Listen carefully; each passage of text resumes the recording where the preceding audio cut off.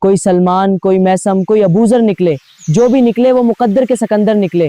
مال اسلام نے بانٹا تو تھے ہزاروں موجود، خون اسلام نے مانگا تو 72 نکلے۔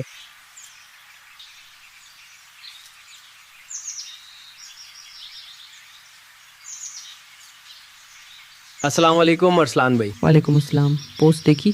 جی دیکھی ہے، لیکن مجھے اس کے الفاظ کچھ عجیب لگے۔ کیوں؟ اس میں کیا مسئلہ ہے؟ دیکھو، حضرت امام حسین رضی اللہ عنہ کی قربانی اپنی جگہ بے مثال ہے، لیکن جب یہ کہا جائے کہ اسلام نے خون مانگا تو صرف 72 نکلے، تو کیا اس سے اسلام کے لیے دی گئی باقی قربانیوں کی نفی نہیں ہوتی؟ مطلب یہ بدر میں جانیں ہتھیلی پر رکھ کر نکلنے والے کون تھے؟ احد میں سینے تیروں کے سامنے کھڑے کرنے والے کون تھے؟ خندق میں بھوک اور سردی برداشت کرنے والے کون تھے؟ حنین میں رسول اللہ صلی اللہ علیہ وسلم کے گرد ڈٹ جانے والے کون تھے؟ بات تو تمہاری اور طلب ہے۔ فون پر بات لمبی ہو جائے گی، عصر کے بعد لائبریری میں ملتے ہیں۔ اچھا حمزہ، اب بتاؤ تمہارا اعتراض کیا ہے؟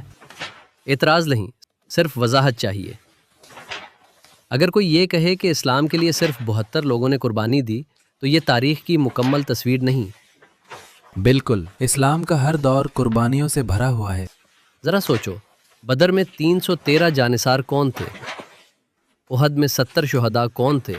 خندق میں پیٹ پر پتھر باندھنے والے کون تھے؟ بیت رضوان میں جان پر کھیل جانے والے کون تھے؟ مکہ میں ظلم سہنے والے کون تھے؟ حبشہ ہجرت کرنے والے کون تھے؟ مدینہ کے لیے گھر بار چھوڑنے والے مہاجرین کون تھے؟ یہ سب صحابہ کرام رضی اللہ عنہم تھے۔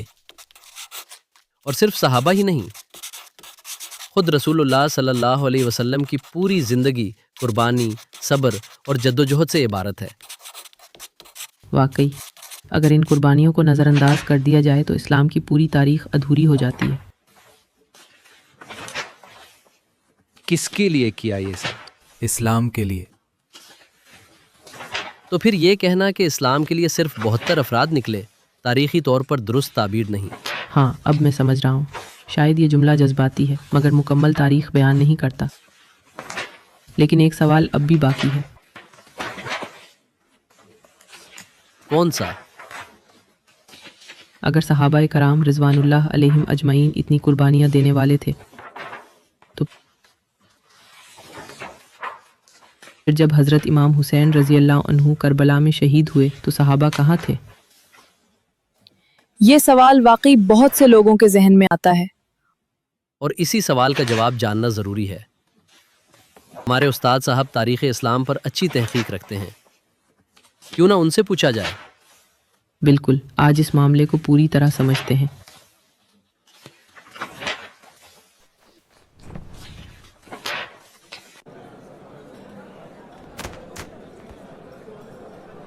السلام علیکم استاد صاحب۔ وعلیکم السلام بچون۔ خیریت بیٹو، آج کس موضوع پر گفتگو ہوگی؟ استاد صاحب، ایک سوال ہے، اگر صحابہ کرام اسلام کے لیے قربانیاں دینے والے تھے، حضرت امام حسین رضی اللہ عنہ کی مدد کے لیے کربلا کیوں نہ پہنچ سکے؟ بہت اہم سوال ہے۔ سب سے پہلے یہ سمجھو کہ واقع کربلا 61 ہجری میں پیش آیا، یعنی رسول اللہ صلی اللہ علیہ وسلم کے وصال مبارک کے تقریباً 50 سال بعد۔ یعنی اس وقت اکثر صحابہ وفات پا چکے تھے۔ بالکل، صحابہ کرام کی بڑی تعداد دنیا سے رخصت ہو چکی تھی، جو باقی تھے وہ تعداد میں کم، عمر رسیدہ اور مختلف علاقوں میں منتشر تھے۔ استاد صاحب، اس وقت کون کون سے مشہور صحابہ زندہ تھے؟ چند مثالیں سنو۔ حضرت جابر بن عبداللہ رضی اللہ عنہ مدینہ منورہ میں تھے۔ ان کی عمر تقریباً 75 سے 80 سال کے درمیان تھی اور آخری عمر میں بینائی بھی متاثر ہو چکی تھی۔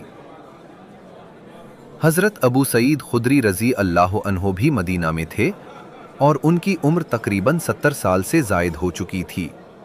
حضرت عبداللہ بن عمر رضی اللہ عنہما نے امام حسین رضی اللہ عنہ کو کوفہ جانے سے روکنے کی بھرپور کوشش کی تھی اور رخصت کرتے وقت نہایت رنجیدہ تھے۔ حضرت عبداللہ بن جعفر رضی اللہ عنہما کی عمر تقریباً 60 سال تھی۔ انہوں نے بھی امام حسین رضی اللہ عنہ کو جانے سے منع کیا تھا۔ हजरत अनस बिन मालिक रजी अल्लाह अन्हो भी बक़ैद हयात थे, लेकिन बसरा में मुकीम एक ज़ईफ अलउम्र सहाबी थे। हजरत उम्मे सलमा रजी अल्लाह अन्हा की उम्र तकरीबन 80 साल से ज्यादा थी। वो मदीना मुनव्वरा में थीं। उस्ताद साहब, क्या कूफा में कोई सहाबी मौजूद था? जी हाँ, हजरत जैद बिन अरकम रजी अल्लाह अन्हो कूफा में मौजूद थे। उनकी उम्र तकरीबन 70 साल थी। जब इब्ने ज़ियाद के दरबार में इमाम हुसैन रजी अल्लाह अन्हो का सरे मुबारक लाया गया और उसने गुस्ताखी करते हुए छुरी लगाई, तो हजरत जैद बिन अरकम रजी अल्लाह अन्हो तड़प उठे और उसे सख्त अल्फाज में मलामत की। और हज़रत अब्दुल्ला बिन अब्बास रज़ी अल्लाह अन्हुमा, उनकी उम्र तकरीबन 65 से 70 साल थी। वो मक्का मुकर्रमा में थे और उम्र रसीदगी के बायस बीनाई भी कमजोर हो चुकी थी। और हजरत अब्दुल्ला बिन जुबैर रजी अल्लाह अन्हो, उन्होंने भी यजीद की बैत से इनकार किया था और आखिर दम तक यजीद की बैत नहीं की। तो क्या ये कहना दुरुस्त नहीं कि सहाबा ने हज़रत हुसैन रज़ी अल्लाह अन्हो का साथ नहीं दिया? ये बात दुरुस्त नहीं। हकीकत ये है कि मुताद्दिद जलील अल कदर सहाबा और अकाबिर ने इमाम हुसैन रजी अल्लाह अन्हो को कूफा के हालात से आगाह किया, उन्हें मुहतात रहने का मशवरा दिया और अपनी मोहब्बत का इजहार किया। यानी मसला बेवफाई का नहीं था? हरगिज नहीं। मसला हालात, फासले, उम्र रसीदगी और उस वक्त के सियासी हालात का था।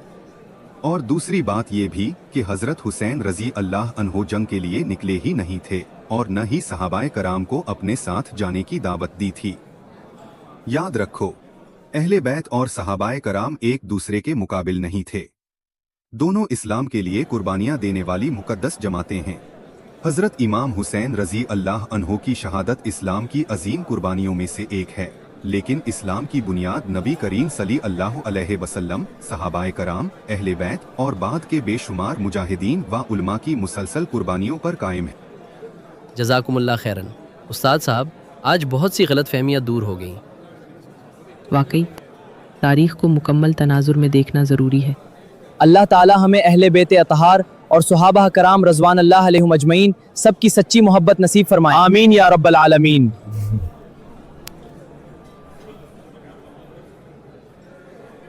सल्लल्लाहु अलैहि वसल्लम।